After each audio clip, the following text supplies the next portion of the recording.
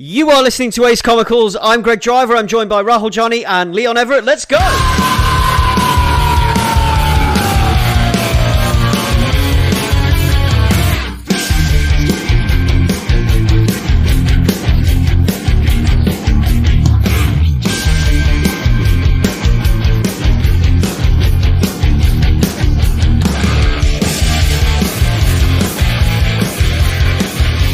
Hey guys! And welcome to Ace Comicals episode 106. And just, back to the usual stuff. We're back on our bullshit with some normal reviews, no deep dives today. This is just this is what you're used to. So, as always, Rahul. Evening, guys. And Leon. Hey. Yeah, so, because it's been a while since we've done one of these, so we're talking since the beginning of the year, because we did the 2020 roundup, didn't we? Yeah. Which even that wasn't really even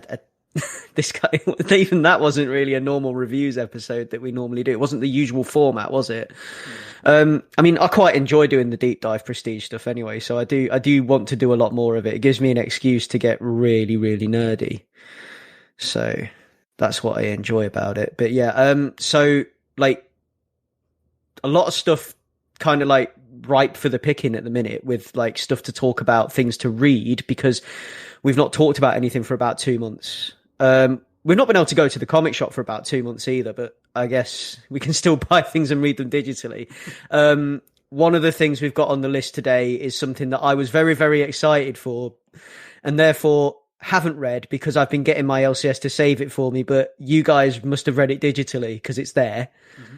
So and you never told us that you weren't going to read it, so we went ahead and read it without you. But but there's no way Greg hasn't read this, right? Yeah, it's totally a Greg. I'm going to read this because I know Greg's going to have read it. It's the one thing. It's one of the one things I've been leaving because I know they're holding it for me.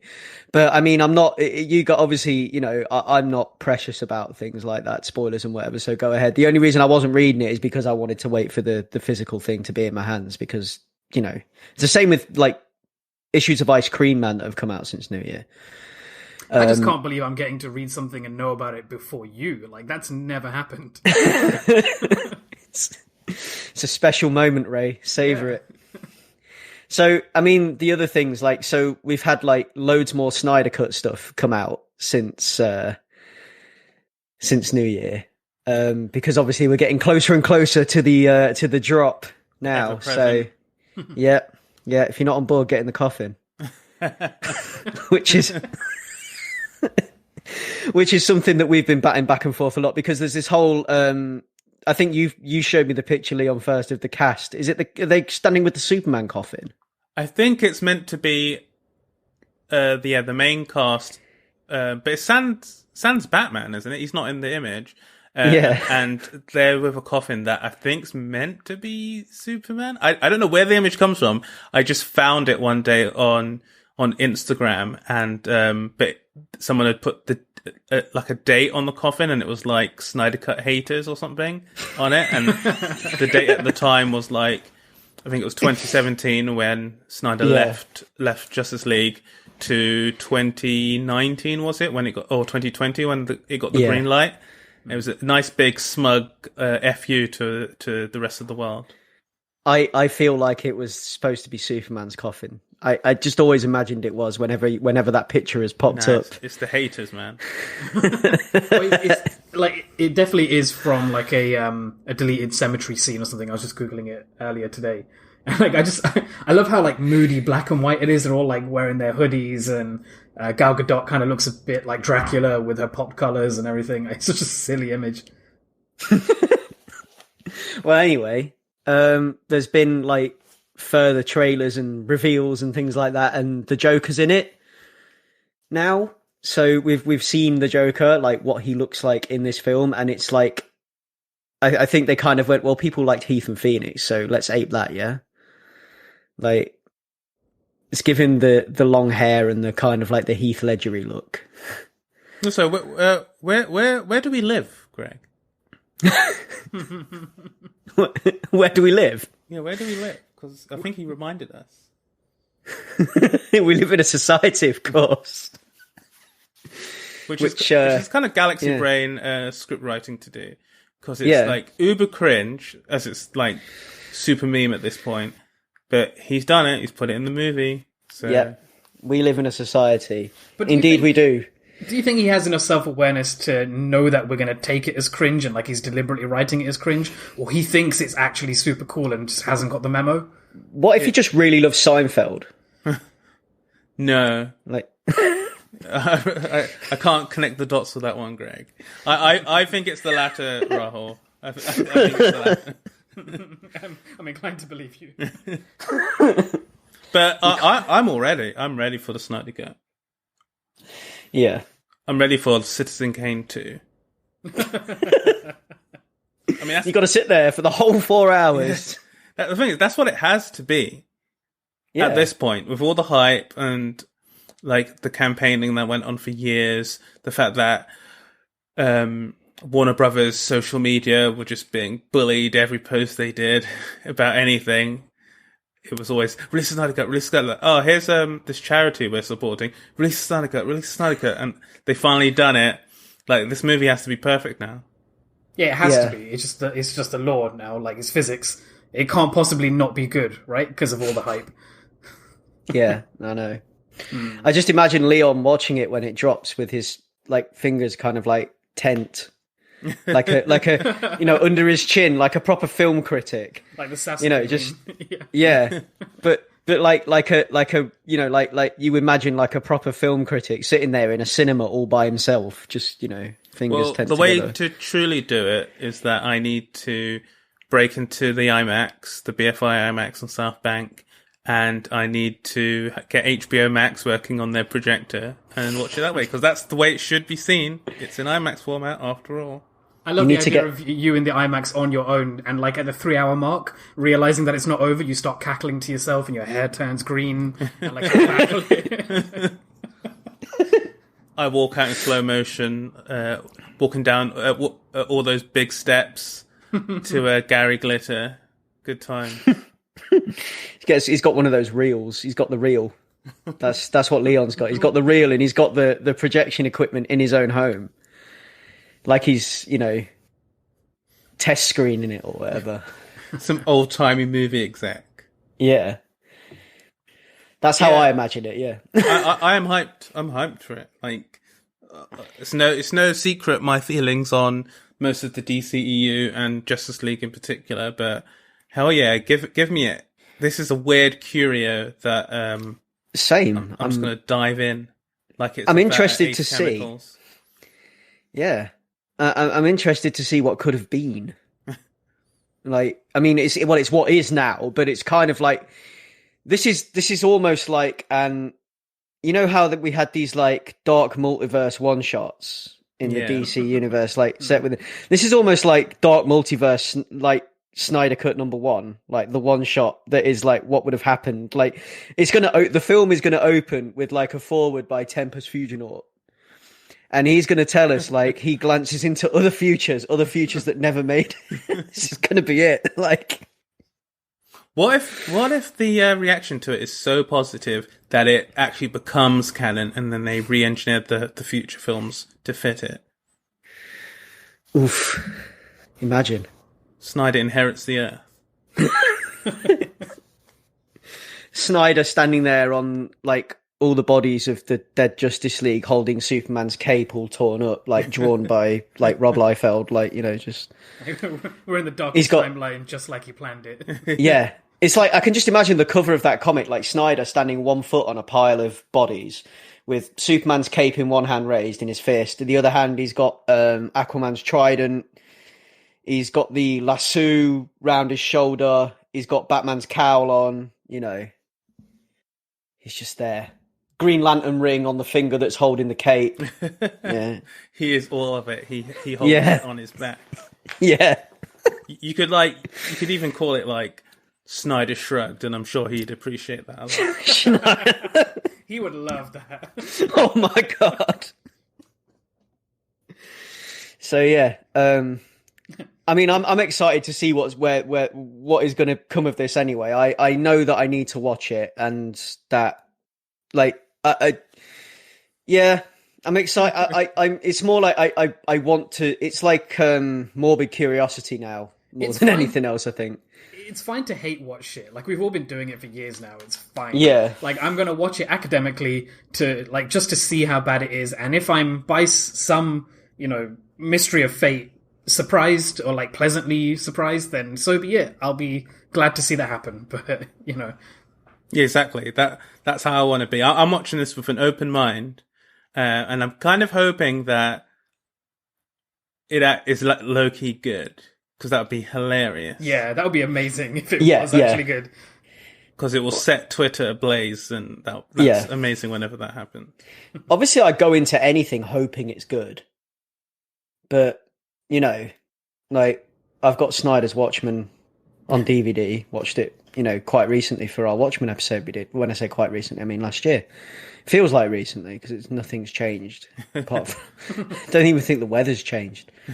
But yeah, it's just I it's morbid curiosity for me at this point. So yeah, we'll see what happens. Whatever happens, I've got a wall of Batman comics and things behind me. Like I'm not one of these people that lets things like this sour things for them. Like, because you get these people that come out and they come out screaming and yelling and swinging about how things are supposed to be a specific way and everything else. And I've got my version of it. Let someone else have theirs. Yeah, and if this is what they want, then let them have it. It's also like, it's fun to like have these discussions and like playfully like complain and jab and pretend that we care that much about it, but it's kind of like fun to have that conversation, rather than actually care and be like, oh, it's ruined my childhood. It's like, man, like the comic you read, the next issue probably ruined your childhood, man. Like, we've got like crazy nostalgia dreams about some of this stuff, and it's like, comics are inherently a medium where a different creative team would completely control a character next time. So you just had to be ready to let go, man. I still love Spider-Man, and I had to read the Clone Saga. And you may have to read it again for this cast. That's how much I love Spider-Man. Well, it's like the Nightfall stuff we've done recently. It's like I have super rose-tinted glasses for those books. And like going back and reading them now and having the appreciation of the comics medium that I now have and knowing what I know about how comics are made and everything else, I kind of have like, I can look at them and I can see their flaws, but I can still love them. And then like, it's nice to have a new, like someone who's like new to it all, like on the, like Ray, because Ray had never read these before we did the episodes.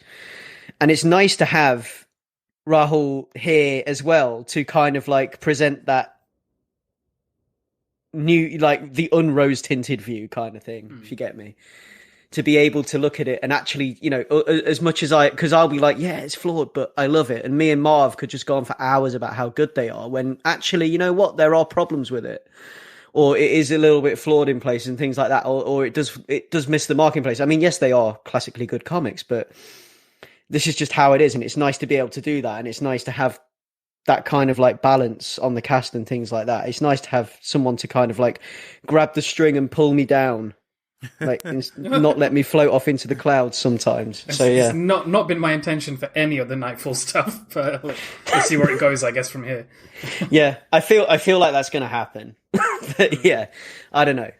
But yeah, I mean, so other than that, we've had WandaVision, which is now available streaming on Disney Plus, like 7 episodes now. Mm-hmm. Yeah, 7th episode was released 2 days before we're recording this, because this is a Sunday. So yeah, and I am absolutely blown away, like totally blown away. And you guys keep telling me that there's like discourse on the internet that people were finding it boring and things in the first few episodes and stuff like that, and I'm like, who? You should rightly be ignoring all of that. It's fine. Yeah. Don't even dive into it. It's cool. Who?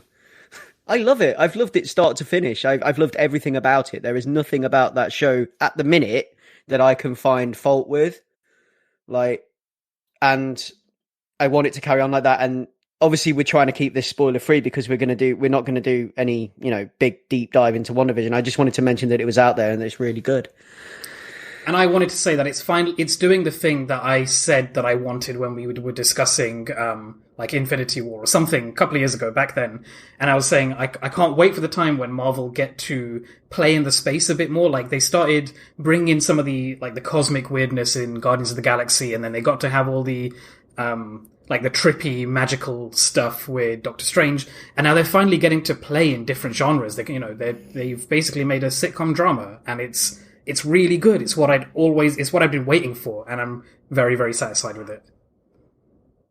But they're getting to do it finally feels like, it felt like they were doing what they were doing before anyway, with like the Infinity Saga and the previous phases of the MCU. It felt like they were building this mythology in the movie universe, akin to the way they do it with the books. But with WandaVision, it feels like they're getting to go deeper into some like really, really kind of like left of field stuff with the comics.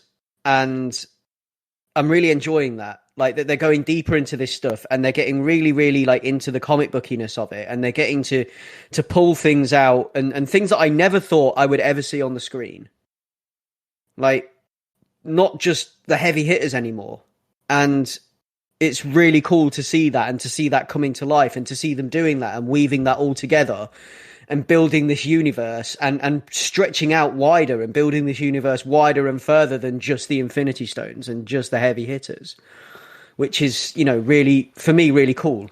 I really enjoy that. And I get to, I get to see it all unfold in front of me, and it's really awesome how they link it all together. Mm-hmm. Yeah, I'm quite enjoying it. I'm looking forward to the season finishing so we can have a bit more of a in-depth talk with some spoilers and stuff, because I think there's a lot to say on there, and yeah, I've got a lot of thoughts and feelings and opinions about the show. But yeah, it's a thumbs up for me so far. Yeah, and what this is doing, which I believe its intention is getting me excited for further things to come from the MCU, because yeah. I mean, that's always their game, right? Like get you hooked into the next thing. But yeah, I'm curious to see what it's feeding into. Have you seen the Loki trailer? I have not. No. Ooh, I think so. Yes. Watch that after we've recorded this. Okay, cool. Yeah. And like on top of that, so what else have I been doing in the interim? So I've been, obviously, we're in the UK. Things are still closed, as they rightfully should be, because it ain't safe. I've been reading a lot of stuff digitally. I've been reading I've been basically riding that DC Future State wave. I'm very much enjoying it, particularly the Ram v Swamp Thing stuff, which has me super excited for his ongoing series that starts in March. In 2 weeks' time, actually, we've got number one on today's pull list. So he's getting Swamp Thing, and he's done this 2-issue thing for Future State. Well, 2 issues so far for Swamp Thing, this story, and it is a masterpiece. Like it is. Why didn't I put it on the review table to talk about it today? Now I think about it, but I think I might come back and revisit that and talk about it when I have more Ram v Swamp Thing material to gush over. I think, because it's really good, and it's nice to see Swamp Thing back in print and getting an ongoing series, which is nice, like not just like a winter special or a one shot, whatever. Like this will be the first in March. This will be the first ongoing series Swamp Thing's had since the New 52, and that gets me real excited because Swamp Thing's such an interesting character, and you can go so many different directions with him and do so many different things with. I mean, Swamp Thing doesn't have to just be Swamp Thing either, because there's this whole like other thing going on with the green and the Parliament of Trees and choosing an avatar and the whole kind of like cosmic balance thing and balance of life on Earth thing that goes with that, and how that is built and used. and you can just go in so many different directions. And Swamp Thing could be anyone or anything. Like, if the Green wanted to, they could pick a fucking dog to be Avatar of the Green. That's the cool thing about it all at the minute. Like, this is what I love about it, and this is why it's so interesting to me. And I just enjoy the idea of Swamp Thing. Always have, always will. Like, it's 100% my jam. And then building off the back of that, I mean, there's some really cool Batman stuff in the DC Future State thing, which I haven't had the chance to check out because that's waiting for me in my LCS. So when it's safe to go and buy them, I will. A lot of books like that right now. Like, I'm way behind on my X-Men because of that. And it's like, it's just so like, because I know I've got this huge pile of books waiting for me, and I'm almost anxious about the size of this pile of books and about being able to read them and things. It's like almost like worrying. You're going to read those in a weekend, max. Oh, yeah. If I get a whole weekend just to sit and just like lock myself away with Friday night, and you'll be done before 10. Yeah, could be. But yeah, I've got all that stuff to read, all that lovely stuff waiting for me. The Batman Future State stuff. I've been reading the Superman Future State stuff. I'm not usually one to pick up a Superman comic like that, but like, I'm digging it. Like, what they're doing with the Superman stuff and whatever is actually really cool. So to like remind the audience, can you give us like a brief sort of blurb on the Future State and like? So what is Future State? At the moment? Future State is the future of the DC universe. So what happened is, the Dark Knight's death metal stuff happened. The multiverse was saved, and then out of that came glimpses of the future of various worlds in the multiverse. So instead of doing what they were doing, like dark multiverse stuff where it's like what ifs and if things branched off in different ways, what Future State is the future. So this is like the future of the DC multiverse, like little glimpses into the future of the DC multiverse. So it's all really modular and easy to pick up, and it's not you don't necessarily have to, because I haven't read any of the Dark Knight's death metal stuff yet. I'm waiting. I want to collect. I'm going to wait and buy it in a trade when it comes in a trade at some point, because I'm not. I missed out on all of it, and at this point, right now, I don't have the bandwidth to catch up. So I'm going to wait for that to hit in a trade or a big hardback or something and pick it all up at once. But like, you don't need to know anything. All you need to know is that happened and they won. That's all you need to know going into Future State, like which is great. Most big comic stuff, isn't it? Yeah, but it's less big comics than most big comic stuff is. I think it's more accessible than a lot of other big comic stuff. That's cool. Because it's like glimpses into the future, like the you've got like Superman of Metropolis, which is Clark's son. And then you've got like this new Wonder Woman. You've got the Swamp Thing, which is like in the far, far future where humanity is supposedly over and done with, supposedly. And Swamp Thing has like basically the plants have re-inherited the earth kind of thing, and Swamp Thing he's built a civilization of plant people. He's like made them like as human as possible but out of plants, which is a really interesting concept, and Ramvi, being the talented writer that he is, has really, really, really gone to town with that, and I really love it. You've got like some stuff with the new Mr. Miracle, and it's basically like mantle passing. So like these are like the next generation of DC heroes, if you understand. But like filling the boots of the predecessors, which is kind of cool to see. Like, but at this point, supposedly they've already come into their own. So they're already like the established Superman is already John Kent. And it's really cool.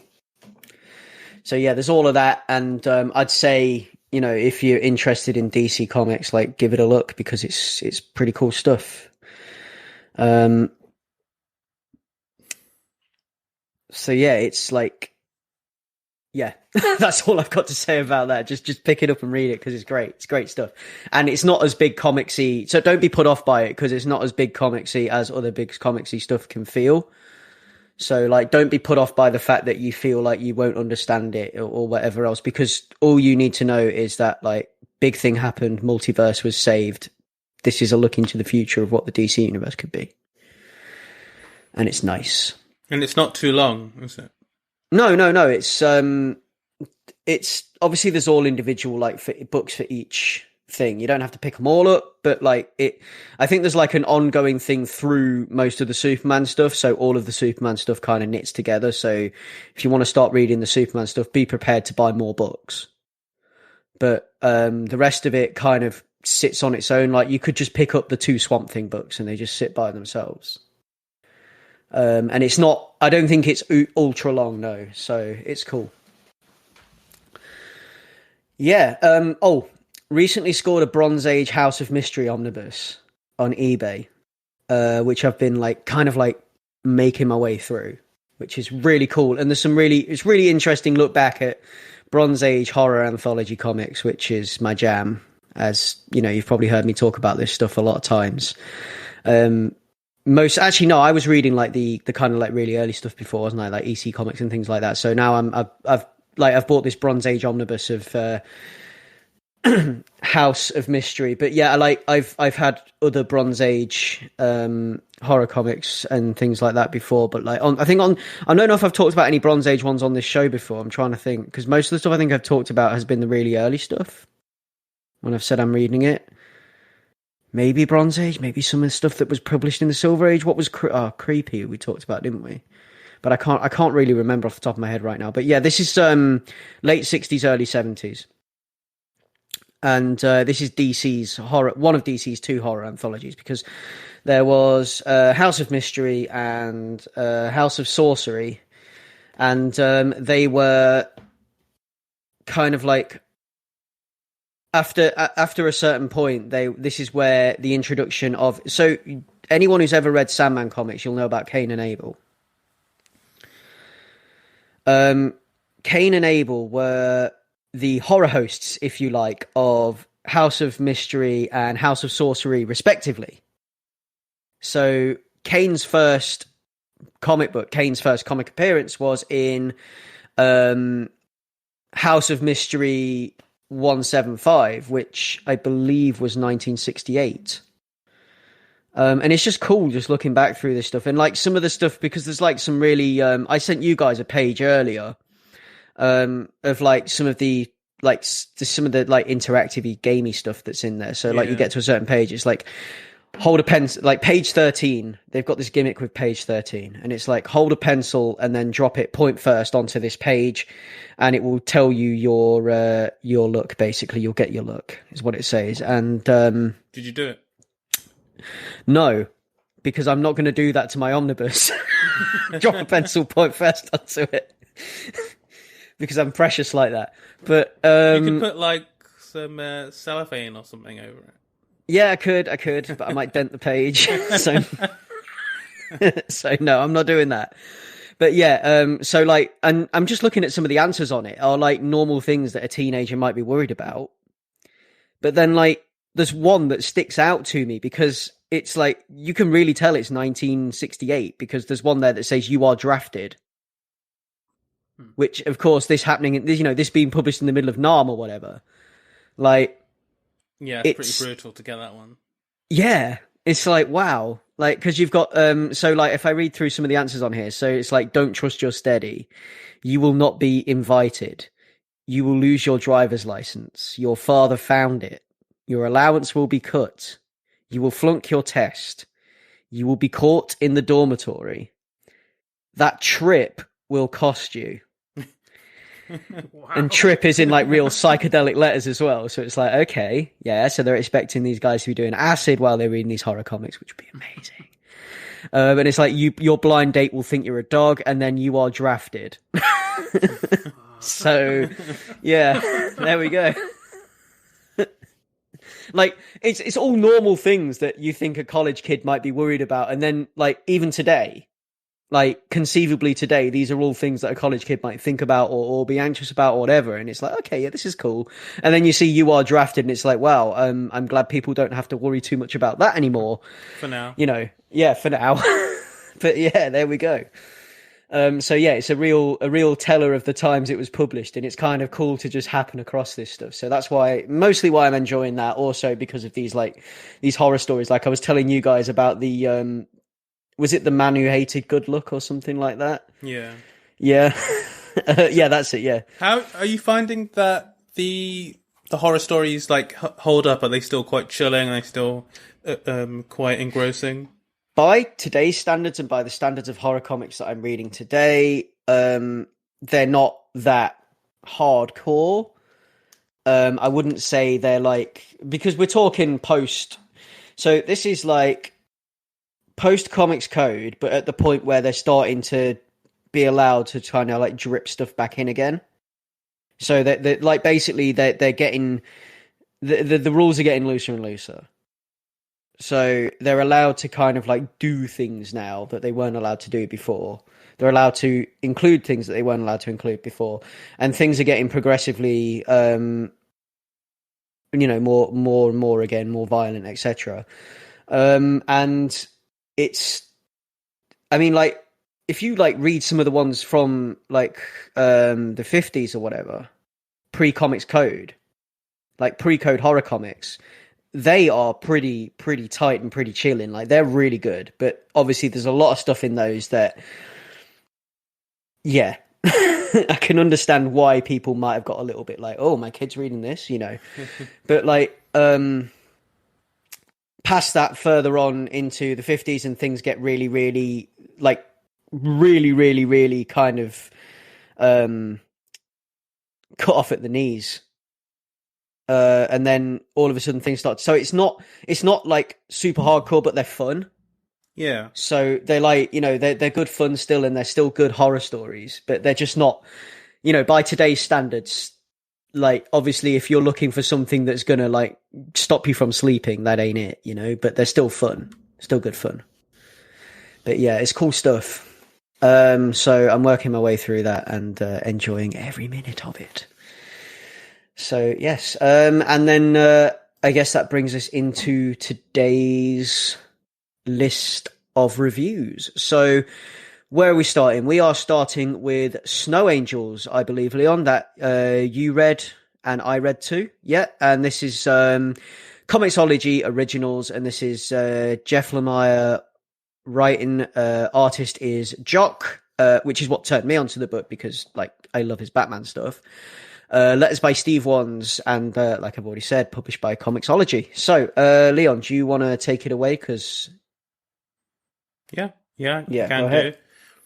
do. The basic premise of this story seems to be they're in some post-apocalyptic time, location. It's not quite clear, but we're focused on a father and his two daughters, and it's the eldest daughter's birthday, and they live in what's referred to as the Trench, and for all they know, everything is a winter wasteland, just hardcore snow. They literally wear like rollerblades to traverse the area. And they go out hunting, and they have like a sort of code that they live by, where it's like there's like 3 rules that the father character goes by, and it's like 1, the trench provides. So like the trench seems to it like gives them wild animals and like things that like grow on the side of the walls and stuff like that, so it helps them like keep alive. And then the second rule is like never ever leave the trench, because like for all they know, everyone who's left has died, and you're not really going to go far. But also there is a threat who could be mythical, referred to as the Snowman, and that's the sort of boogeyman sort of monster that people have out there and it's like, oh, you don't want to leave the trench, or like the snowman will get you. And then the third rule is like the trench never ends, and the idea of this is that like the trench sort of stretches on forever in both directions. But yeah, the sort of start of this book, I guess the main thrust of this book is getting a window into the father character, as he takes his two daughters out, and they like go hunting. He gives his daughter a gift, and we get like a bit of insight into this world, where it's not just the big sort of things that I've said so far in terms of the world building, but also like how these characters operate, and their sort of familial relationship, and like their father's relationship with the rest of the people back at the sort of encampment town, whatever you want to call it, where they all live, as being a bit, I guess, side-eyed a little bit for treating his daughters in a particular way. We realised that in this society, like gender norms, like heteronormative gender norms, are sort of are like the rule of the day. So like, it's like men and boys who get taught how to like hunt and fight and stuff, and it's women and girls who are like stay back and cook and clean and sort of provide for the rest of the encampment. And already we're getting the wrinkle with that, where the father's not exactly raising his daughters in that way, and the eldest daughter is like more of what you'd call a quote unquote tomboy, but more in the sense that she's rejecting these sort of this gender lane that she's put into. And it's like a cool setup with this like post-apocalyptic family. And then as they go out on that extended journey, they return, and yeah, the town is kind of the encampment is kind of in disarray. But I think one of the things that I found striking with this book is its use of like color, and especially as it reflects to this like icy wasteland, where a lot of it is like black and white, and then you have like different types of Arctic blues over the images. Like it's like muted, and there's like snow and sort of ice floating in the air, like filtered all over the image to give this real texture. It's not just like they're on an icy set. It really does. You can feel the elements beating them in the face as they skate along the trench, and encounter different things there. And I think that for me, it's a really it's a strong jumping off point. Again, this falls a little bit into my thing of like this feels like the super beginning. This is the cold open here. This is the cold open. And I kind of like wish I'd like maybe waited a bit until like maybe a trade was out or something, so I could get a bit more at a time. But it is a definitely intriguing starting point. And yeah, I really love the look of it. I love how it's kind of minimal. We don't really have like sort of big pages on the law. All of it sort of comes through the eldest daughter, who has given us our sort of voiceover and our insights into the her sister and her father. And yeah, I think that it feels more organic in this way, and it feels like we're more subjective in the experience rather than being objective and kind of like far away from it. And I think that's an effective way to build this hook to reel us in. What were your thoughts, Greg? So, like, my initial thoughts on this is like it is a really cool opener, and I love this world they've built of basically like So far, I am assuming we are in like some kind of like second ice age or whatever. Yeah, it feels like And it's yeah, like we're paying the cost for climate change. yeah, and ice skates are the way to get around. And we're in this trench, which is like the only habitable part because it seems to be kind of semi-shielded from the elements that are whipping around the rest of the Earth. Because we've got this really cool like full page shot of like showing you kind of like the vastness of it and the desolateness of it, where you've got like this family skating down the trench, and they're tiny like ants, and then we can see the trench and how the trench stretches out like a canyon in the ice, and then all you've got beyond that is wind and snow. That's all there is. And it's almost like I don't know, because there's like a lot of tech hanging about, knocking around in the snow that looks really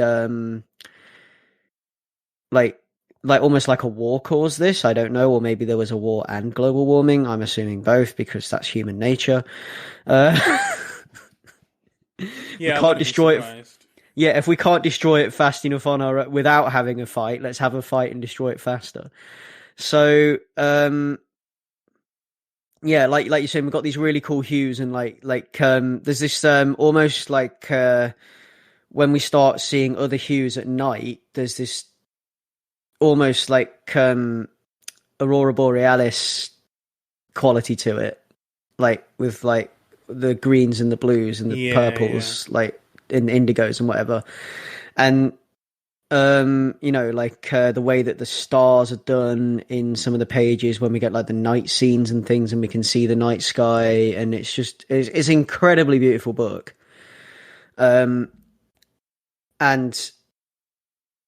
there's just some really cool concepts in here, like the whole thing, like the way that they are living or appear to be living in this trench seems very it's like back to basics hunter-gatherer stuff. Scavenging, yeah. Yeah, and it's like the whole like this conversation when they kill the trench dog, and then they're talking about using the whole body, like they honor the kill by using the whole body and things like that, and that's stuff that really I really like that. I like this kind of like level of detail with the world building and like giving you some kind of idea of how hard it is to exist out there, that they cannot afford to waste anything. Like everything is useful or used in some way. And we just have this, basically this whole first issue is just building this stark reality. And like you were saying about how the father rebels against the kind of like the laws of the village almost by raising his girls as boys, as it's put in the book, by teaching them to hunt and things like that. And his eldest daughter, 12 years old, he's taking her out and teaching her to hunt and things. And the younger daughter seems a little bit preoccupied with something else. Yeah. Almost like I feel like it's going to reveal that she has some kind of powers. I don't know, like she's got some kind of sixth sense. But she always seems preoccupied with something else. There always seems to be something that's bothering her, like, versus how the other two are behaving. And there's a lot of like her with like, questioning things and yeah, the way she looks at stuff, which I quite like, is quite enjoyable. And also with like the dad, there's weird sort of inconsistencies with some of the stuff that he says. Yeah, but I get the feeling that he was born and grew up in the trench. He might be like second or third generation trench person. So. Like, like what he knows and what he doesn't know. And like when they're talking about the tech and what they do and don't know about the tech, it's like all of this knowledge that was once had is lost. And I always like that as a trope in post-apocalyptic stuff, like where you've got like, it's not magic, but to them it is. Because all of what was once there is now lost, and they don't have that anymore. They don't have access to any of that tech anymore. And it would make their lives so much easier. They just don't know, and it's staring them in the face. If only they could get it working. And I don't know. I don't know what it is that I really love about that trope, but I really love that trope. I think it's like the futility and everything else, and like the fact that it's just like Well, it's the like few. the rediscovery of mystery that's lost, but you Yeah. gain it back over time. Exactly. Like things are less Yeah. mystical or mythical now because we Yeah. have all this knowledge, and if that's lost to generations, like there is something appealing about that. Like Yeah, and you hearing you guys talk about it reminds me of stuff like The Promised Neverland or like Attack on Titan, where there's a society that's set up and then has all these rules, and then like almost has a I don't know, a religious or a military application put to it. Like, you're not supposed to question these things. You're not supposed to, like, here's how we live, and that's all we know, and that's all you're going to be taught to know. And yeah. like, does it stack up against those kind of stories, which are really popular for those reasons, I think? Like, it sounds really good. Kinda, yeah. It's got a lot of that vibe about it. But this whole, like, using every part of the kill thing. Like, there's this whole, this action shot, actually, of the pages where they make the kill, and you've got the dog appearing from round the side of this like half buried mechanical I don't know what it is, but it's some kind of like by their standards ancient contraption. Yeah, and it this kind of reminds me of the Guardians from Breath of the Wild. Yeah. And this dog is like coming round the side of this thing, and then all of a sudden this arrow just goes straight through the side of his head, clean kill. And it's like this whole, like, in losing something, they've gained something, because they have this, like, huge respect for this animal in saying, like, yes, we've killed it, but we've killed it in a quick and clean way, and now we're going to use every single part of it, which is something that, I guess, over the years, like, in today's society, we don't have that.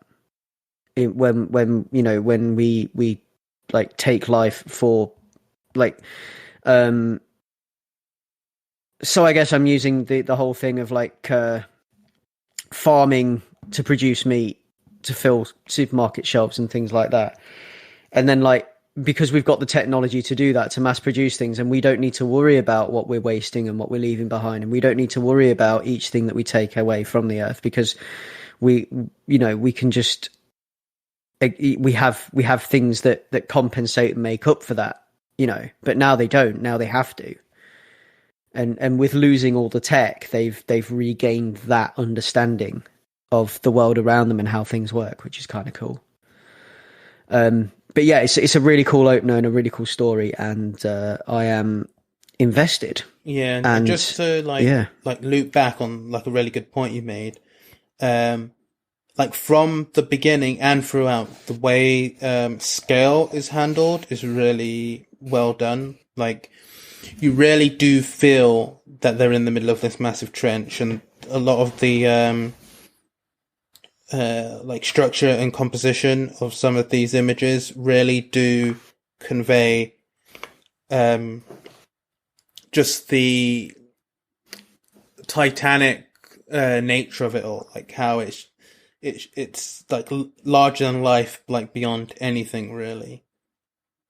Yeah, it's insane. Yeah, whereas it does feel like it's like some strange out of this world thing caused it to some degree, and like it does give me a little bit of nods of like Snowpiercer, like the concept, which I still need to watch.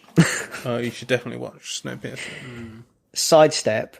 Do you know what else it reminds me of? When I saw the trench and the fact there's this trench and this globe, I just imagine this globe with this trench stretching all the way around the middle of it.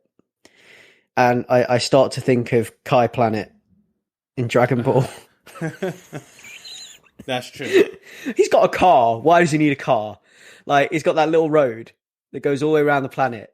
And it's the idea of, like, I think there's, like, several points in the show or several episodes where they're training on Kai Planet and someone does something like a beam and it goes all the way around and makes a trench all the way around the planet. And, yeah. I just instantly images of Kai Planet. Hey, he uses his car like a hoverboard, just like a Segway, just to get across to a different room quicker. If it just goes, like, just round and then back up again, like, it doesn't even take that long for something to get round it, because there's points where they fire a fireball and then it hits them in the back of the head. Like, hey, you spend thousands of years there and you'll be finding shortcuts. True that. Especially when it is, imagine being trapped in a house with bubbles, like. He gets too much crap. He does. So yeah, that is Snow Angels, and that is written by Jeff Lemire, artist Jock, letterer Steve Wands, and published by Comixology. It is a Comixology original. So this brings us on to comic book number 2, which is the one that has been sitting in my LCS that I'm waiting for, which is the kind of like the latest project from W. Maxwell Prince, the Ice Cream Man guy, which is why I was so severely excited for this book. It seems to be all about clowns. So do you want to take this away, Ray? I can do. Yeah, if this wasn't clear, listeners, this is the one that we were all laughing that we thought Greg would absolutely have read, but he turns out he didn't. But Leon and I have read at least issue number 1 of this new book called Haha, by W. Maxwell Prince, as Greg said, writer of Ice Cream Man. And let me just read the blurb from the website. Maxwell Prince brings his signature style of one-shot storytelling to the world of clowns, and he's invited some of the comic industry's best artists to join him for the ride. Haha is a genre-jumping, throat-lumping look at the sad, scary, hilarious life of those who get paid to play the fool, but these aren't your typical jokers. So this specific issue is written by, as we said, W. Maxwell Prince, art by Vanessa Del Rey, colours by Chris O'Halloran, and letters by good old Neon. And like, if you've been listening to us for a while, you'll have heard us bang on about Ice Cream Man a lot. And where Ice Cream Man is often about the masquerade being performed by elemental players to lure us mere mortals into a false sense of security before dragging us into a dark alley of terror. Haha is more of a like softer, rounder, but smudgier version of Ice Cream Man with more dirt in the corners. And instead of the masquerade, there is no facade. The world is a dark and oppressive place, and we're following the lives of people who are attempting to thrive in spite of this. And I personally feel like, having only read the first 2 issues, which are only out right now, but we're going to only focus on number 1 because that's what Leon's read. I feel like this issue in particular is deliberately counter to Joker, like the film Joker, where like this clown that we have in this story is like deliberately he's seeking joy in spite of all the things that are happening to him. Like, so the main character Bart is down on his luck, but he considers himself to be the luckiest guy alive. Although he's about to lose his clowning job at the local fun fair, and he needs to do what he needs to do for the best, to do the best for his family. And so, before I get further into it, Leon, what were your initial thoughts on this book?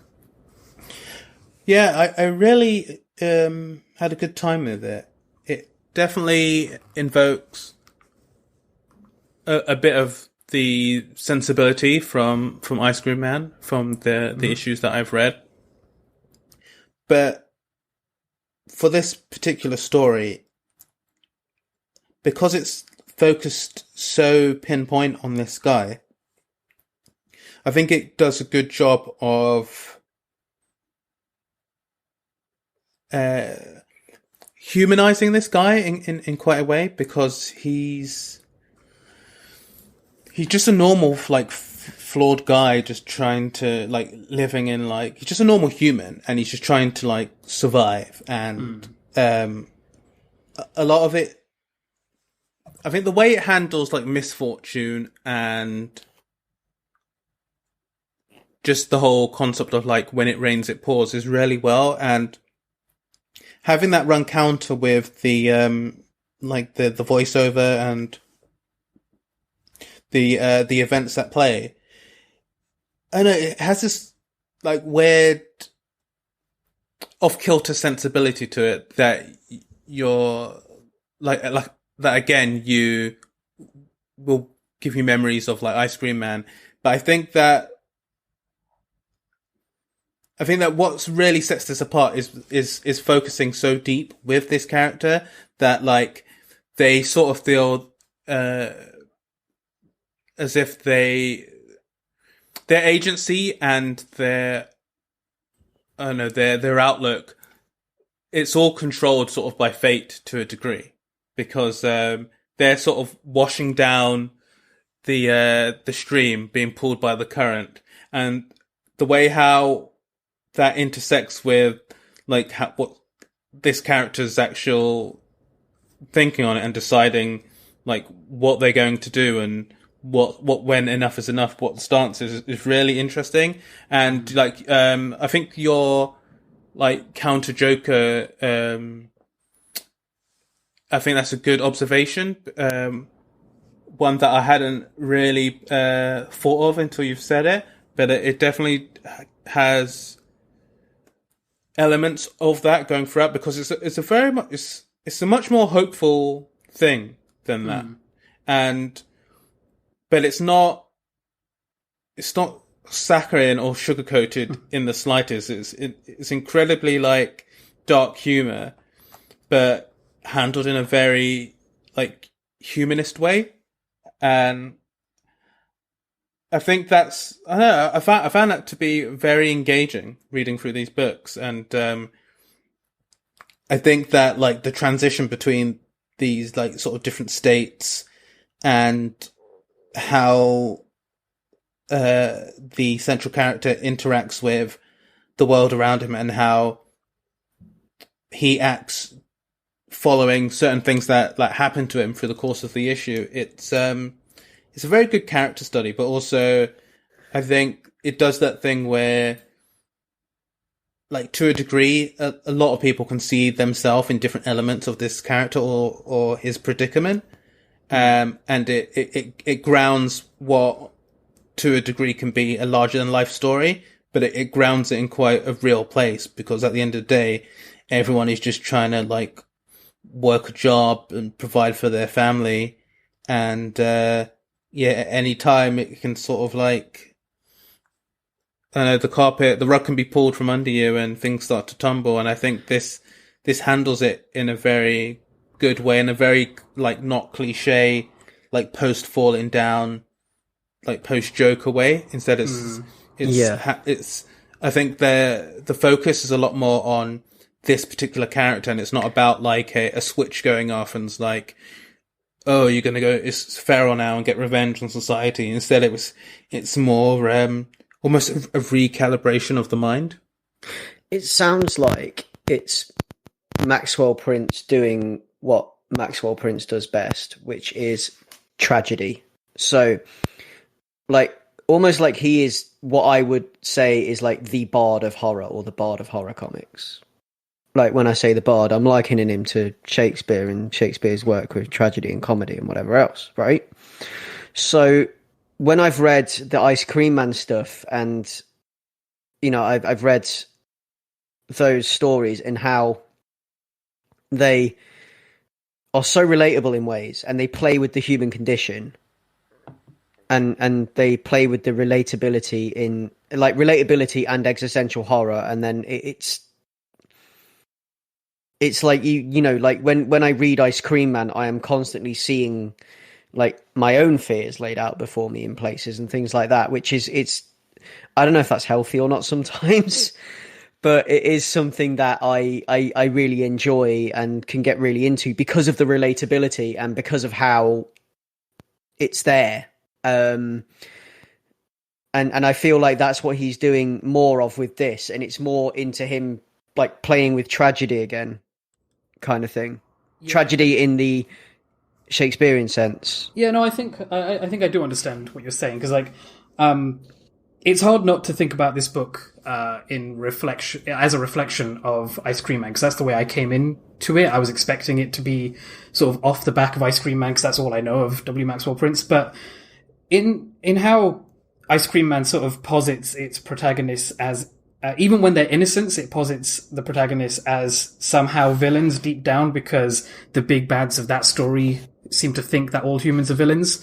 I think this book is very tragic, because it is somewhat mostly grounded in reality, and it is focusing on these guys where, like, in this issue, the world around him is so oppressive, and like Leon was saying, it's everything is kind of off kilter. There's like a mixing of different scenes and perspectives, and like his attitude to the world seems really dissonant relative to the world that is there, because like everything's sort of like unnaturally shrouded in shadow. There's like an inky blackness that absorbs him the entire way through the story, but he's still quite a hopeful person. And like, I don't think it's too much of a spoiler to sort of pick out parts of I think what is the ultimate thesis of this issue. At the end, he has a little speech saying, it's a fight against the idea that decent people are driven to indecency and give in to the idea that life is brief and terrible. Like, there are things happening to this guy that are unnaturally awful. And, like, the people that he loves the most treat him so flippantly, despite him trying the best. But he's pushing through. Like, what else can he do? He's not going to succumb to like the pressures of a violent world. Like, this is where I think it is a counter to Joker, because like he doesn't give into it. He keeps going. He keeps wanting to do this job, and he doesn't want to harm anyone in spite of all the harms put on him. And like the art presents this in a really interesting way, because like I kind of wish you'd have read the second issue, Leon, because these two issues are actually quite different in their format. Whereas the second one is a lot more traditional. It has, very rigid, sort of linear square panels which don't cross over with each other. Whereas this one, there is a lot of like him intersecting with the next panel, and like when certain violent things happen to him, or certain like traumatic things from people that he trusts happens to him, the whole panel construction goes completely awry. Like, things start going completely askew or aslant, and then like crossing over with each other. And I really like, there's a few panels that I wanted to pick out where like he's staring out of the page, and it looks like if in any other comic it could be that, like, Kubrick stare down the camera, where it's the this guy getting the worst news that he could possibly get in this moment, and it's him slowly going mad. But if anything, in this instance, it's him, like, his chin is resting on the bottom border of the panel that he's on and spilling into the next one, and it's almost like he's resigned himself to it, like he's resting his chin on a table or something, like, just out of, like, what else can he do? He's just flomped onto it. And there's another one, like, I don't want to spoil what happens towards the end, because there's a really interesting choice in the climax of this story.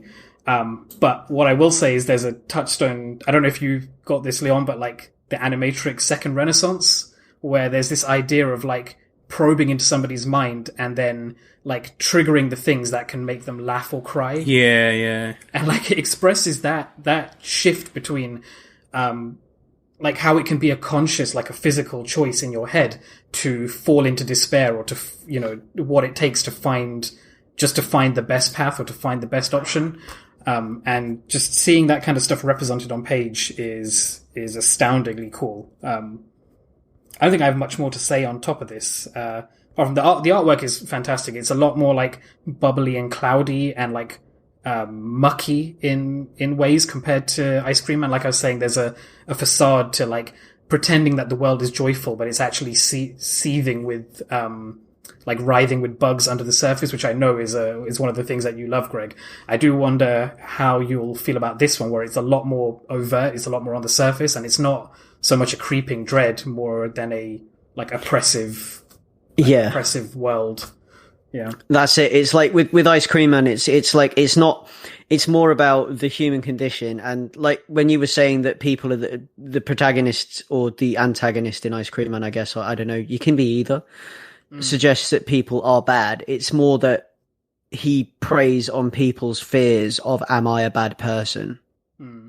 So like if someone's having like intrusive thoughts about being a bad person, or about, am I a bad person? Am I worthy of living on this earth? Am I worthy of my existence? He preys on that and makes you lean into it and examine it. That is examined within that book. And that's kind of like one of the things that I get from Ice Cream and that I enjoy. And I'm assuming that this does a lot of things similar from the things you've been saying. And I will probably really enjoy the art, because, I love all kinds of art. Like, everything works differently for everything else. There's no one true way to illustrate a specific kind of story, because each different artist will approach a story differently, given the same script, and will show you a different facet of that script. Yeah, and to that point, it seems like all of the artists per issue will change each issue, because in these first two, they are very different art styles, but they're both like spectacularly well drawn.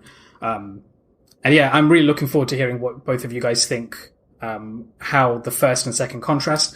And it's only going to be 6 issues, it seems. It's going to be one trade paperback at the end of it. So yeah, I think maybe we should catch up at the end of this in issue 6 and like see. Oh yes, yeah, definitely yes. that'd be cool. I just want to shout out the cool little it nod, which I thought was nice and subtle. That's this one's going to be a hardback. Wait, Leon, what are you referring to with the it reference? Maybe I missed it.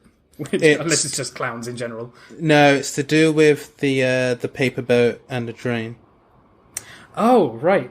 I didn't clock that, but yes, of course. That makes a lot of sense. Yeah. But yeah, like, yeah, it's not with this book. It's hard. I'm looking forward to us being able to talk properly because I always feel bad about like spoiling an issue 1 or something. And I always like to try and give an overview. But sometimes it's hard because things that transpire in this really do, like there's so much to say about the things that happen. So, yeah, when all 6 are out, we can revisit this and like properly dive in because, like if there's so much stuff I could say about this one, I can't imagine what the other 5 are going to be like. And for what it's worth, I really enjoyed issue number 2 as well. So I don't want to say anything about it because you guys haven't got there. Yeah, I'm hype. So I think the next one we're moving on to, we are making our way back up from the Mariana Trench to the surface into the sunlight as far as things go. Because this next book we're going to be talking about is Beast Wars. Yes, Transformers Beast Wars, you heard me correctly. And it's only 25 years old.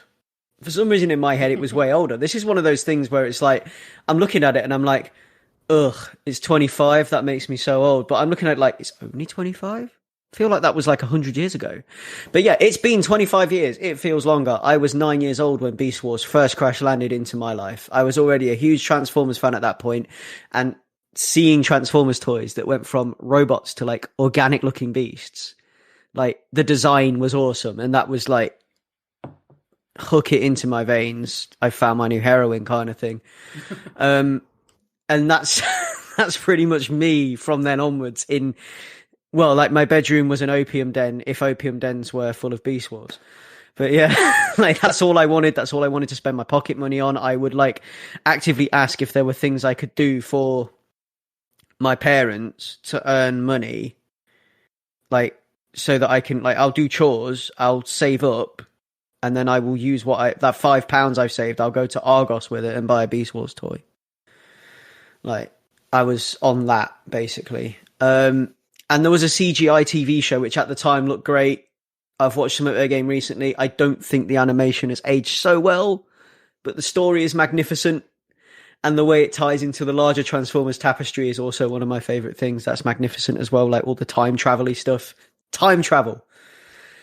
So yes, I still have like piles and piles of these Beast Wars things, like stored away, Beast Wars toys stored away at my mother's house. And I am, I need to, as soon as this whole pandemic business is over and it's safe to go visit people again, it's safe for me to go visit my mother again, I will be going and digging them out of the attic and having a search through, because I need to sort out what's up there, because there's so much stuff. And yeah, that's one of the many things that's up there that I need to go through my Beast Wars collection. So yeah, it's all there. And so as you can tell, like so far, this is something that's very close to my heart. And this isn't the first Beast Wars comic that has ever been, but it is the latest, and it takes things back to square one. So it goes right back to the beginning of the Beast Wars story and does things again from the beginning of the Beast Wars story, which is kind of cool. And it's nice to see. And it's nice that they're going to be doing that, because that can bring a whole new generation of fans on board in a really accessible and easy way, which is cool. So this is published by IDW, as if you needed to guess, because it's a Transformers comic and that's what they do. They take nostalgia and then feed it back to you in nice golden fried, easy to chew bites, which is really nice. Like IDW for that. Written by Eric Burnham, which like I know from my immense love of his work on Ghostbusters comics.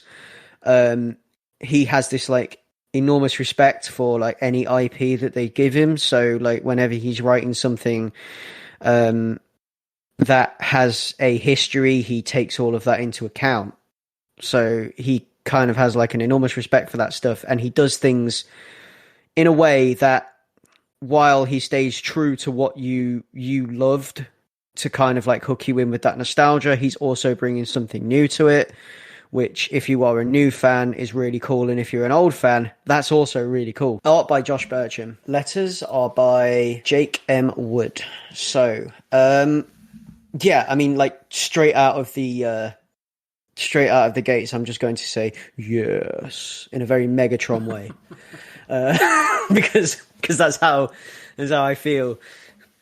So yeah, it's following the same basic trajectory as the original Beast Wars story. Yes, so far, like, it is great. It's like, it has me, like, I'm reading it and I'm huffing nostalgia like glue. I'm like putting a towel over my head and like shaking up a can of some solvent or other and spraying it upside down to get that hit.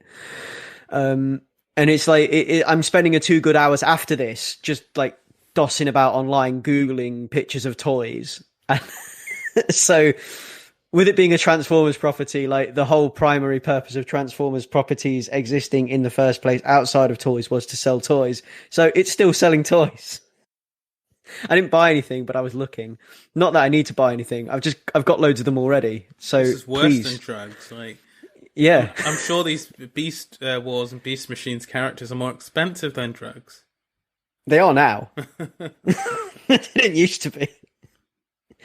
But yeah, so I was just like, from like the get-go all over this, and there's some fantastic, really cool designs for the characters. It brings a very organic edge. There's plenty of movement, like the love and care that Eric Burnham has given to this series, like with it following the basic trajectory of the first few episodes of Beast Wars, but then adding some to it. So it does the thing where it's like, you've got the Maximals and the Predacons on Planet Cybertron. This is like the future of Planet Cybertron. We're no longer in Autobots and Decepticons. We're in Maximals and Predacons. And the basically what it is a Predacon has Galavar, a Predacon called Galavar, who he has come up with a kind of a plot. Basically, at some point in this book, he says that he is evolved and he no longer is Galavar, he is now Megatron. Please call me Megatron. So he's telling the Tripredacus Council to call him Megatron, which are like the council kind of like in charge of the like Predacon stuff. They're like the leaders kind of thing. And he's going against their wishes by doing this. Like, they're kind of like, what is he doing? Why is he doing this? You know, we're not totally into the idea, but then when they see it's actually starting to work because he's sending them this message and then things are happening and he's like, okay, so maybe he's right, maybe this is beginning to work. They attack a shipyard and they're going to go to Earth, basically, because what they're trying to do, if you know the Beast Wars story, is they're trying to change the course of the future, because it transpires that when the Beast Wars land on Earth, they land on Earth prior to when the Transformers wake up. So, because they go back in time. So the original Transformers, Optimus Prime, etc., are still on the Ark, buried in the side of the mountain, out cold, after they crash landed, before the Beast Wars hit. And it's got this like time travel edge to it, which is really nice and cool. And yeah, it just goes on from there, and there's like some really cool, nice new additions to it. There's a new character that was introduced in this issue. So she is a bat called Nyx, and I love her design, and it is a beautiful little nod to an existing toy in the Beast Wars line, which was Optimus Primal / Convo Bat. So when Beast Wars were originally released, they had several like what they called classes of toys. So they grouped them into classes which basically were groupings according to size and complexity of transformation. Also, bigger meant more expensive, naturally. And this was Convo Bat in Japan, or in the UK and the US, it was Optimus Primal, was a basic class blue bat that could auto-transform into a robot when you pulled its tail. And there was also a basic class Megatron, which was an alligator. I mean, like in Transformers lore and everything else, these guys have been retconned as separate characters, like something convoluted with them being clones of the leaders or whatever. I don't know, but in the toy line, I think these were a cheap Optimus and a cheap Megatron, or you could go all out and you could buy big Gorilla Optimus and big Dino Megatron. But yeah, so they did this little nod to Convobat by putting in Nyx, which is really nice. So they basically gave Convobat its own character in the story, which I really like. I think Nyx is cool. She's a really great pilot. She turns into this like really awesome looking, like, I love the animal designs in this, and I love the artwork in this, and this cute bat design. Like, I like bats, and that is a cute bat. And even like prior to them like crashing on it, this is what I always like about it, like prior to them like crash landing on Earth and getting their animal forms, very much in a similar way to the way the Transformers get given their vehicular forms in the original Transformers tale. Like, I love the way that they carry some of that anyway, like they have those traits anyway. So, like, Rat Trap already kind of looks like like a ratish type thing, and Rhinox kind of has this kind of like rhino-y design about him, and Optimus Primal already looks kind of gorilla-ish, and Nyx, you can already see that the kind of like the batish kind of features there in the robot, with the shape of her face, the shape of her helmet like thing, and like the shape of her head, and like yeah, even in some of the Predacons as well. Like, it's incredible. I love it. I love the way these characters are drawn in this book. So yeah, I mean, Ray, you read this too, right? I actually did. I'm not entirely sure why, because this comic isn't for me at all. Because unlike you, I don't have any of the nostalgia. I mean, I have a bit of it. Like you said, it was close to your heart, and like it's not close to my heart. It's more like in my sock, maybe. It's like I'm not completely divorced from it. I liked Transformers, and I kind of like Beast Wars. We were talking about this off cast, where I said I had a Beast Wars toy, and like I coveted it because I didn't have many. It was the only Transformer I ever had. Like, I love the concept of it, but I have no idea of any of the lore or anything. And like, I think this comic, even though you said it's a reboot, I didn't realize that, but like, it kind of does expect your knowledge of all the players going in, I think. And like, I did appreciate the history lesson you just gave, but I think I still kind of don't care. Like, I realize I'm the problem here. Like, it's not, the comic isn't made for me, it was made for you. And there was a point where I actively stopped, like, kind of listening to what was happening in the story, because, like, there were these two really essentially attractive protractors with personality, like, battling out with staffs, and, like, I just didn't care what they were doing. But I carried on reading, because, like, I really enjoyed the art in this book. I think, like, it being Transformers and then being set in space initially allows for a really intense, like, cool color palette, and like it's set in this mysterious, dappled, grainy version of outer space, and where the sky is always exposed, like everyone's always sitting in this like massive arena where it's just open to the elements, and like you can see like the star-filled sky above, and like all of the characters have really interesting silhouettes by virtue of being, you know, machines in sort of humanoid form. And like, it's sometimes a little bit confusing with all the sharp angles and stuff, especially with like how spindly or weak some of them looked. There's a couple of characters at the beginning where I was shocked at how like brittle they seemed, especially in contrast to like some of the big players like Megatron at the start. You know, I just thought that was interesting. That's not a criticism, really. If anything, that's probably good character design that I wasn't paying attention to.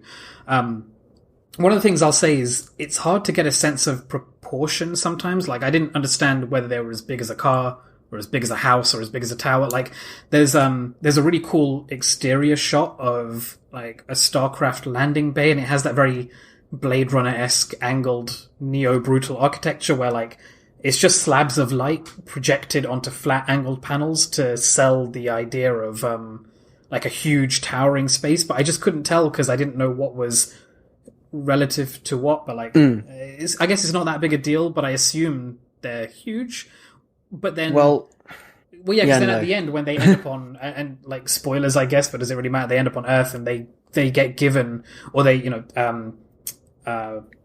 do they get given their organic forms, or like they are handed an organic version of themselves, and they basically end up as sort of realistically proportioned bats and gorillas and stuff. So I assume they are relatively small in the grand scheme of things. Yeah, so they're given their organic forms by the computer. So the computer scans and looks for forms that will hide them from any like indigenous life on the planet, and protect them, and B, protect them from the background radiation, the energon, because this is a planet rich in energon. This is Earth.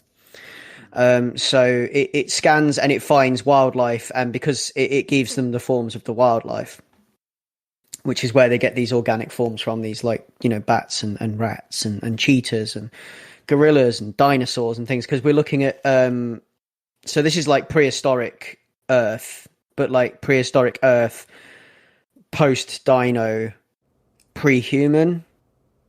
So we got mammals, but we don't got, you know, like people to mess it up yet. And we're on the point where, like, so when you were asking about size, they are actually small in comparison to the original Transformers, because so when they land on Earth and they get given these forms, they are proportioned not to scale with the animals that they're taking on, but to scale with each other, because they are kind of like average size kind of thing. They're bigger than humans, but they're smaller than the original Transformers, because the original Transformers are gargantuan compared to these guys. Like we see in a later episode of the Beast Wars TV show, where they actually find the Ark, and the Autobots realize they have to protect the Ark from the Predacons. We get to see the bodies of the original Transformers just devoid of life, just lying there. You know, they need repairing, basically. The Ark needs to be activated to repair them, so that the whole thing can continue, so that the cycle can continue and the war can happen and everything else. But because it's like that time travel stuff. But like we see the size difference, and like Optimus Primal versus Optimus Prime the truck, like there is a huge size difference, and they are bigger.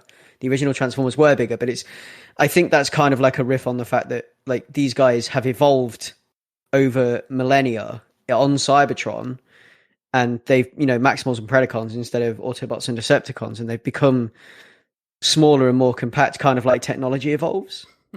I don't know.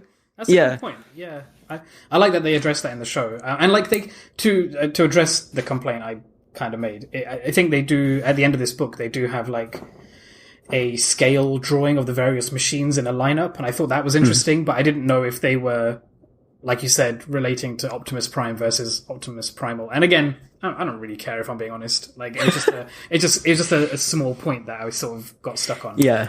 But like to quickly go back to the artwork, because that's the thing that I really did enjoy about this. Like the lighting in this comic is incredible. Like so much moody color and like diffused lighting, and everything like blooms in light or rests in shadow, and it feels really alien by virtue of like the silhouettes they all have.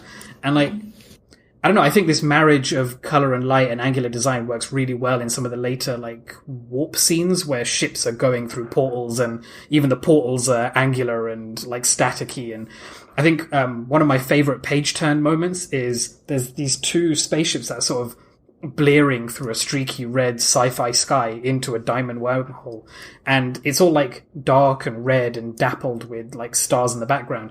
And then you turn the page, and it's suddenly this red, romantic, dangerous backdrop is like exploded into intense blue and white shards of light. And like some of that stuff in this comic is very cool. Like I don't know, you keep coming back to the word cool. It just feels very cool, and it feels cool. That like childlike sense of like, wow, this is so cool in me. And then at that point, like the backgrounds start becoming a bit more organic as they fall towards what I realize now is Earth. And like you get the swirling clouds and like these natural sunset gradients on a forest and a mountain range. And it's so beautiful. Like it's so well realized. And then the book basically ends like this issue, it ends on them falling onto Earth and then being given their animal forms. And like you get just this one glimpse of a landscape of Earth with like offset from the idea of these really angular spaceships, and we don't. What I would have liked to have seen is them in their like protractor form, existing in organic Earth form, but you only get like a page of it, and I don't know. I feel like I wish we got more expansive landscape panoramas to match what we had in the space sections, and I think that's why even though it's not a book for me, I'm going to come back and read issue number 2 because I want to see just how good the artwork of them depicting Earth will be.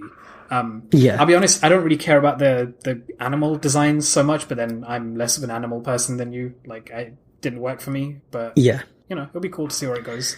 Also, if anyone's interested, David Kaye, the voice of Megatron from Beast Wars, reads a portion of this comic in a video that I found.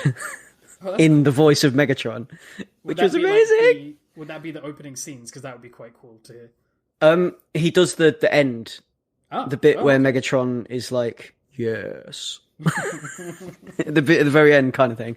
So, like, he reads in the voice of Megatron, like the last few bits of the book, like, and there was IDW posted the video. And I've since not been able to find it. I was just looking for it now while you were talking, but I'm going to put it in the show notes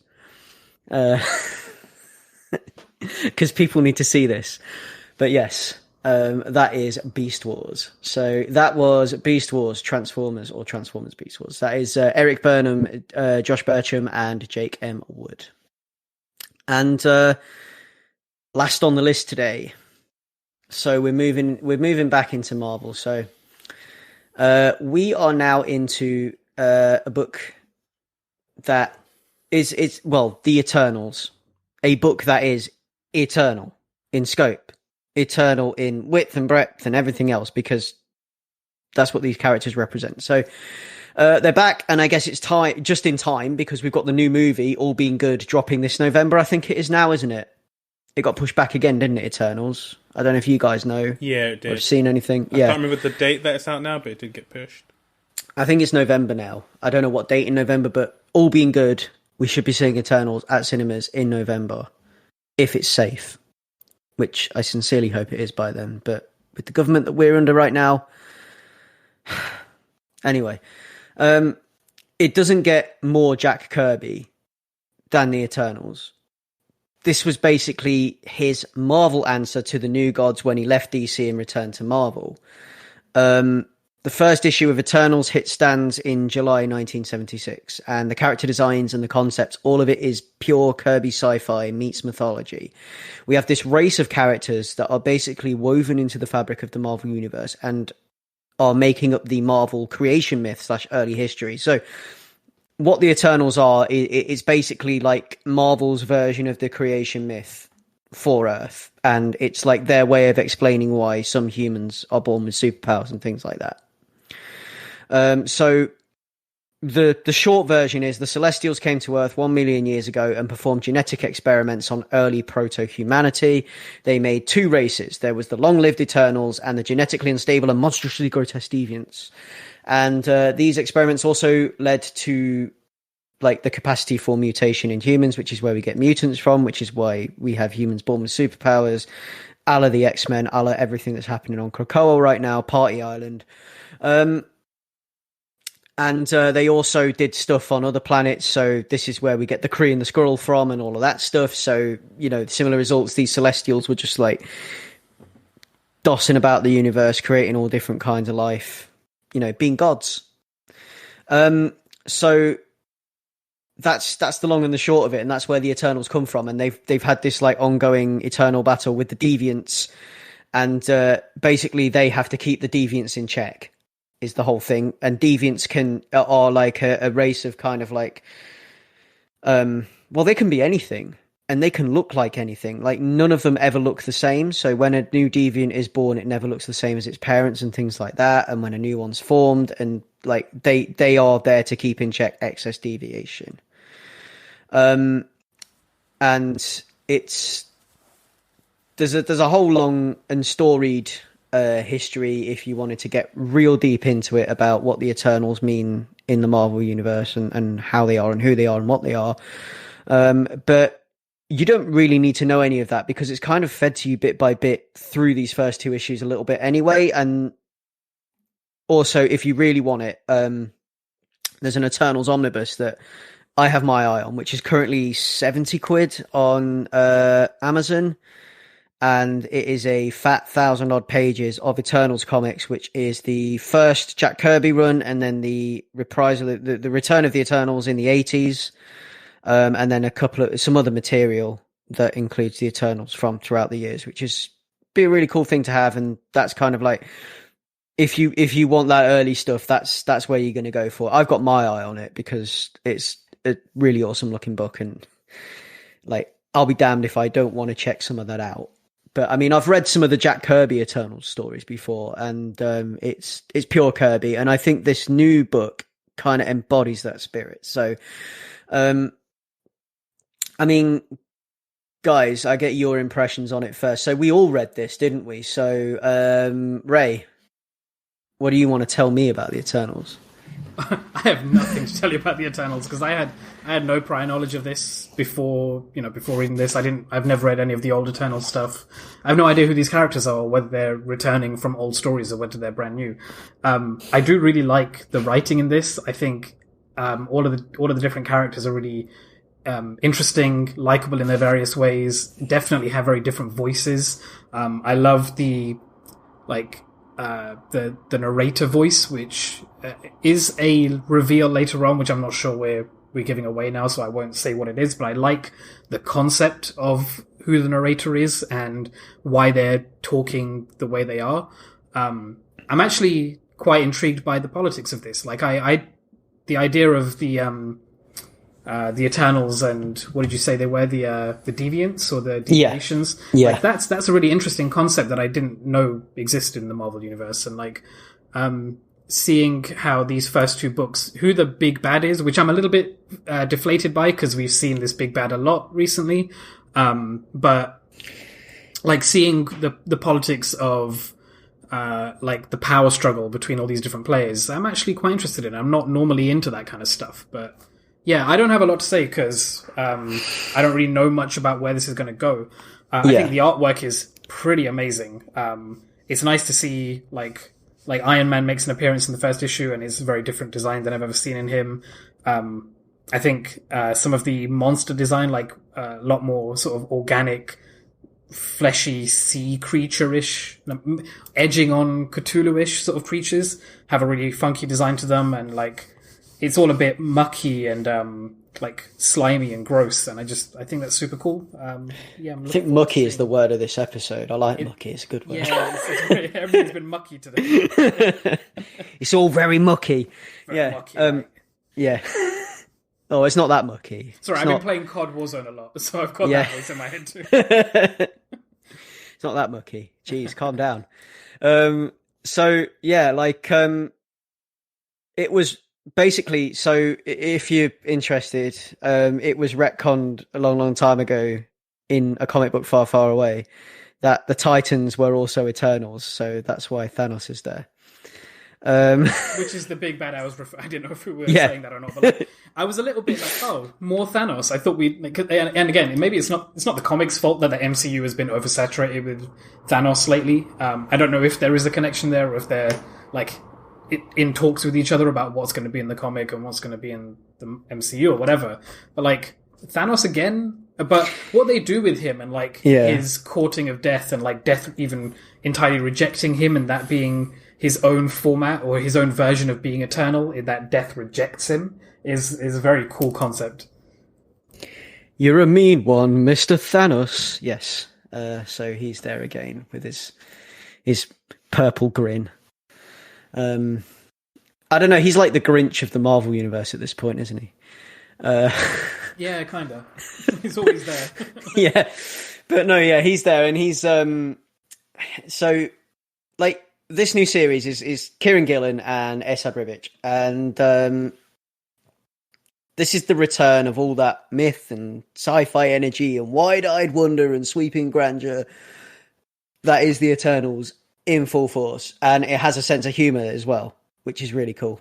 It's beautiful delicate and fine artwork, care and attention to detail in each expression and movement, which is the fact. I mean, like that just basically this is just an example of why I believe Esad is probably the best fantasy artist currently in the biz, like without a doubt. Like if you look at his Conan work as well, like you can see how the energy transfers from that across to this, because it's that grand, fantastic, sprawling, sweeping fantasy mood, but with a little bit of sci-fi injected. It's that myth and legend thing. It's like, it's grand. It's like Olympian in a way, because it has that mood of like, these guys are up there with, you know, like these are the gods kind of thing. But yeah, I mean, I didn't realize it was the Conan artist. Like that what you just said rings really yeah, true for some of the mythos built up in the second issue, for sure. yeah.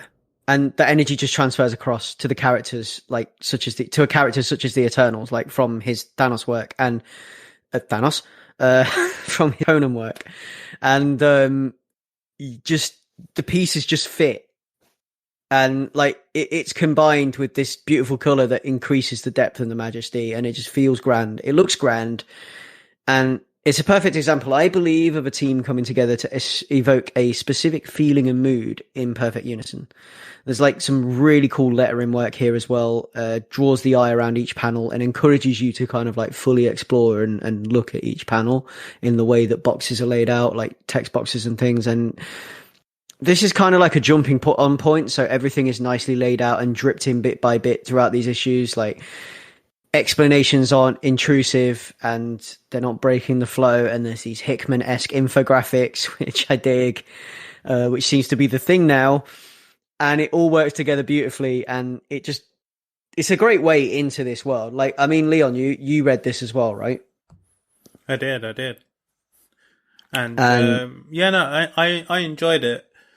It's always tough for me because I try not to read like the main like superhero stuff, if you know what I mean. Just because I don't have patience with the lore.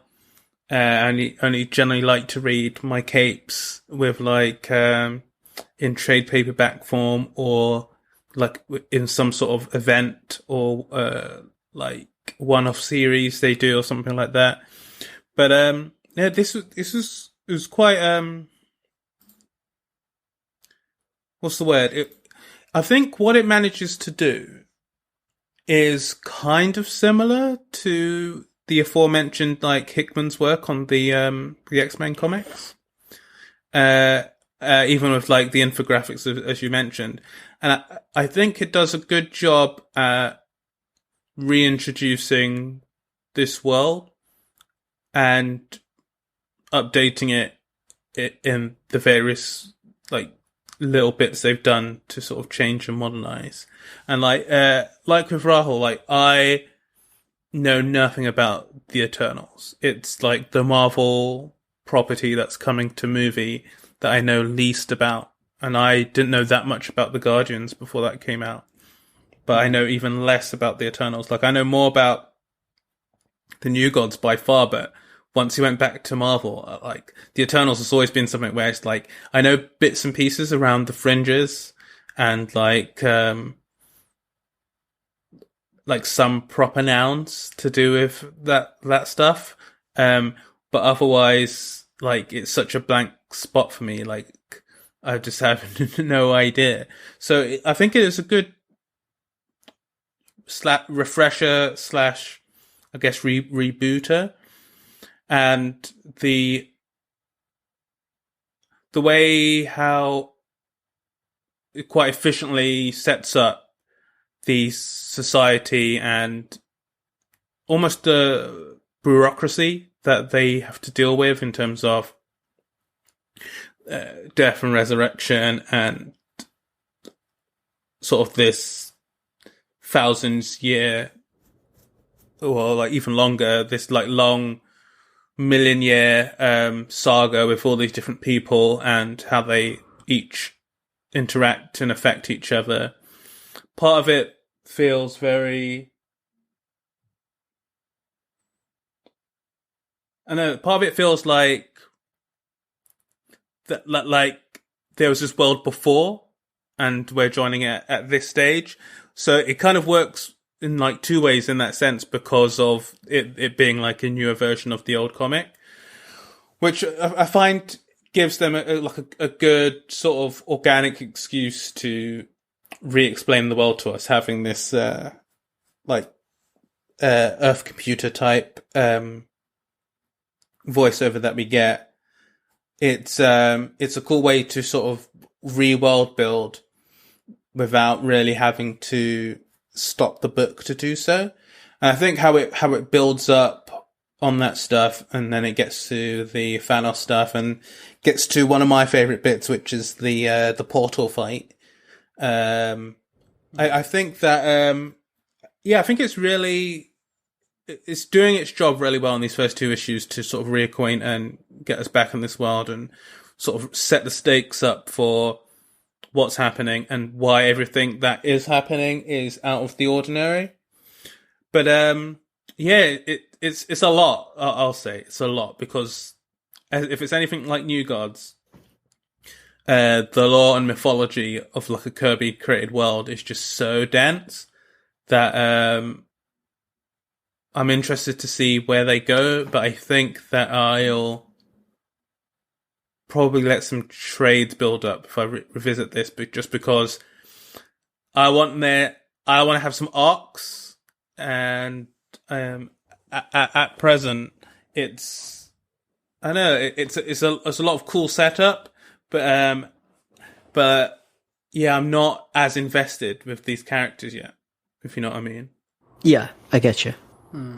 It's interesting because I generally feel the same way as you. Like, I'd want to build up a few trades before jumping into it, but I really like the drip feed of information in these first two, and like I think the second issue in particular, where it goes off on a tangent to talk about like mythology from the viewpoint of a human and then from the viewpoint of an Eternal, and like how there's almost just like an accidental bureaucratic mistake made that mythologizes this Eternal's action, like taking that sort of tangent to explain the life of one of these people who have lived for millions of years. Like, I don't know, I think it's delivering all this in a really well-paced sort of way that doesn't mess with my attention span, which normally like will switch off almost immediately in a lot of cases. So I think I might actually read this month to month. It's pretty cool.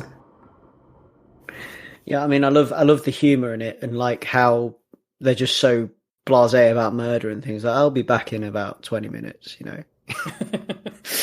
It's just, I love that. Like, this whole thing, like, why are we so worried? He's going to be back in 20 minutes anyway. It doesn't matter. They killed him. He'll be back. So what? It's like the Bill Bailey joke about reincarnation. Like, yeah, I'll be back in time for lunch. You know, it's fine. Yeah, exactly. Yeah, and I love.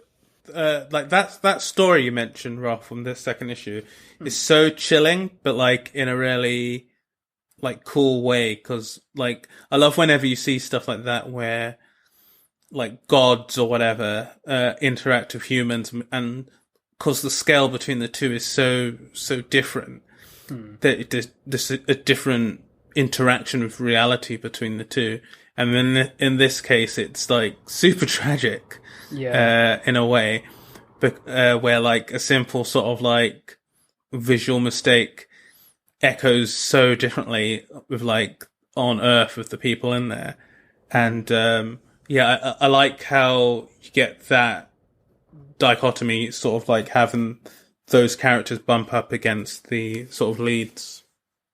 There's a Gaiman run as well, if you guys are interested, for Eternals, which he did like a few years back. And these characters are very much in the Gaiman wheelhouse with like the themes and things like that. So that would be something worth checking out. That makes sense. Yeah. So I can totally recommend it anyway. So I think people should read Eternals comics because it's Jack Kirby and it's amazing. But yeah, that is Eternals #1 and #2, and that is written by Kieran Gillen. Art is by Esad Ribic. Colours by Matthew Wilson, and letters and design by VC's Clayton Cowles. So that there is Eternals. So, pull list. That's right, we've got one this time. I'm just going to rattle through these because a lot of these are just like pickups of things that we've already talked about at some point on this show, as in we've already mentioned either previous issues of, or I've already said I'm excited for this. So we have the Department of Truth number 6, which if you're not reading the Department of Truth, where are you? Why are you? That's something you need to check out because it's very good. Ice Cream Man number 23. Kind of got this talk show thing going on at the minute, which I'm a little bit excited about when I can finally get to read that, because that's going to be sat in my LCS. This is for February 24th we're on now, by the way. So we've also got Two Moons number 1. I don't know if did I mention Two Moons before, the Image Comics one? I feel like I did.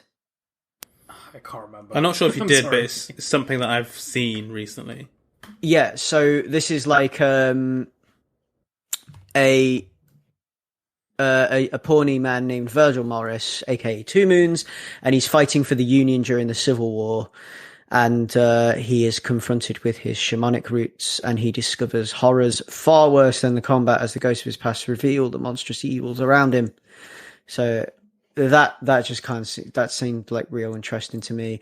Generations Forged, which is a DC thing coming out of all this future state stuff. So dispersed through time by the villain Dominus, our ragtag team of generational heroes featuring 1939 Batman, Commandy, Superboy, Steel, Starfire, Sinestro, Booster Gold, and Dr. Light must find a way to restore the timeline.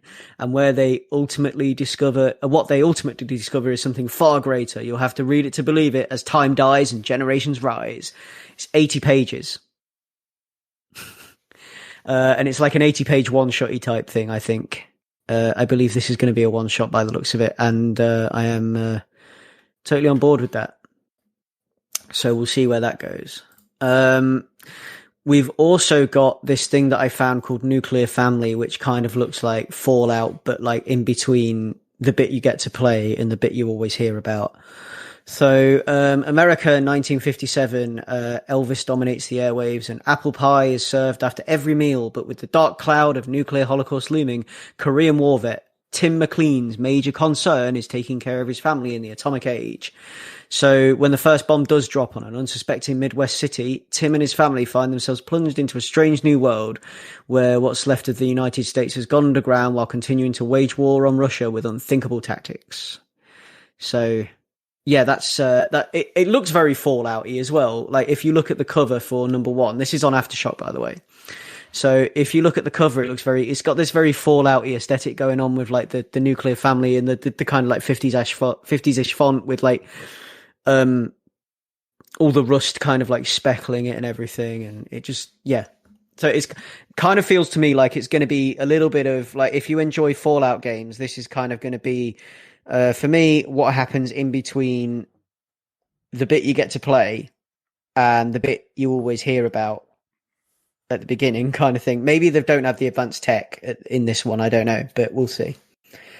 Moving on to the third of the third, we have Infinite Frontier, which is going to be another thing spinning out of DC, spinning out of the DC Future State stuff. So this is the next phase of the DC universe beginning. I'm not going to go too deeply into what that is, but that's going to be something interesting for you to check out if you're following the DC stuff.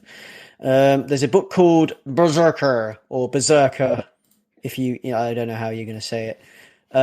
I prefer to just make like a gun noise and just be like or something like that. I don't know, but Berserker. So this is something that Keanu Reeves is doing. I saw this as well. Oh, yeah. Okay. Yeah. So this is Keanu Reeves' writing debut for comic books alongside Matt Kind.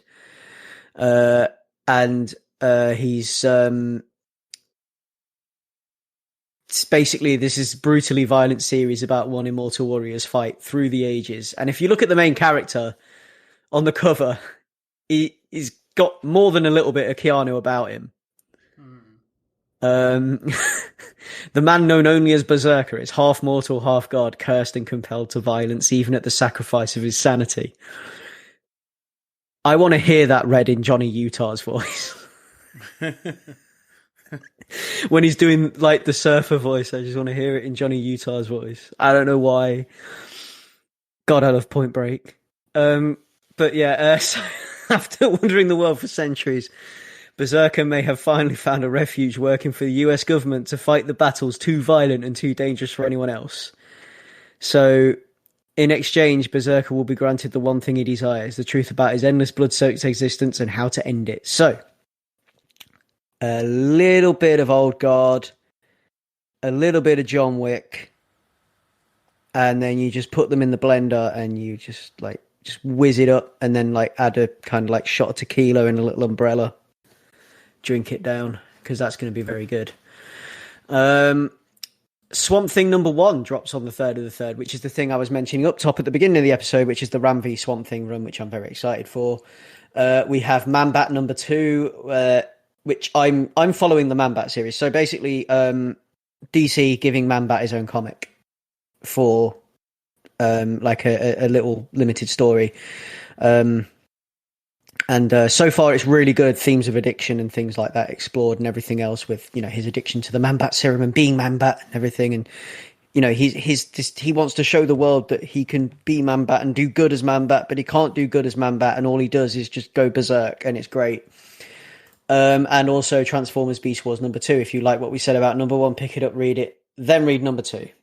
And Ray, I believe you have something to say.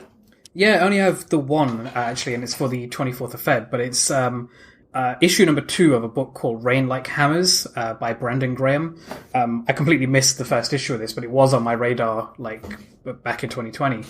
And Brandon Graham is the guy who made a book that I think I've talked about in the past called King City.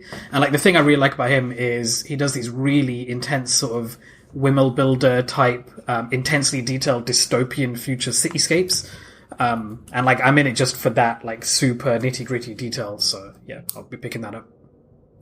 Yeah. So that brings us to the end of episode 106 of Ace Comicals. So thank you for joining us.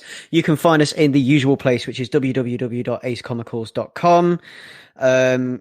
Links to everything there. Basically, you can listen to us pretty much anywhere. You can listen to podcasts. You can find us most actively social media wise on Twitter, at Ace Comicals, at us, DM us, get involved in the conversation. Tell us about things that you feel we should be reading. Tell us, why we're right or wrong about the things we are reading.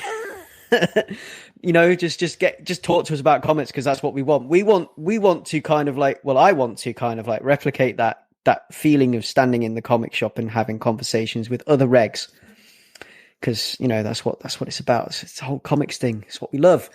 You can find me on Twitter under @Batto, that's BATTOU, and at DMs, whatever, you know, talk to me about comics. You can also email us if you want to, which is acecomicals@gmail.com. Ray, where can we find you? On Twitter @Monkeh, MOONKEH. And Leon, where can we find you? You can also find me on Twitter at Leon Everett. Yeah, so that has been Ace Comicals episode 106. That is Ace Comicals, over and out.